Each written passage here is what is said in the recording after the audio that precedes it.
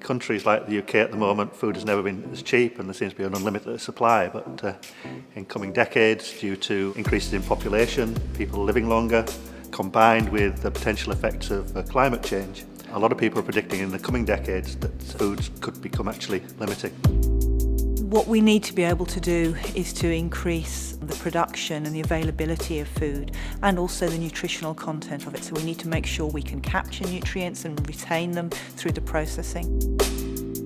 Until very recently it's been difficult to study roots because they're the hidden half of plants. We're using X-ray imaging to actually uncover for the very first time a root structure and understand exactly the shapes, the features which really matter when it comes to foraging for water, and being drought resistant, for example, or acquiring the nutrients more efficiently. The cereal crops are obviously the main food source worldwide, and out of those wheat is there at the top.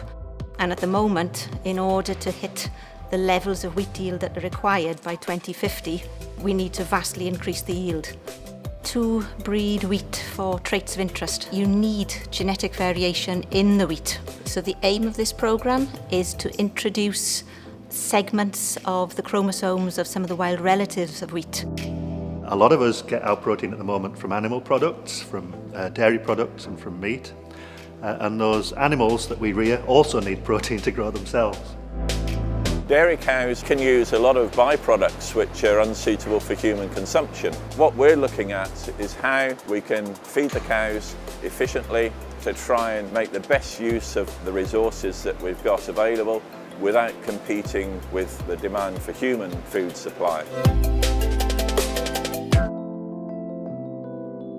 So here at Nottingham, in terms of sensory and consumer science, I work using functional magnetic resonance imaging to take pictures really of the brain to see how it responds to food stimuli.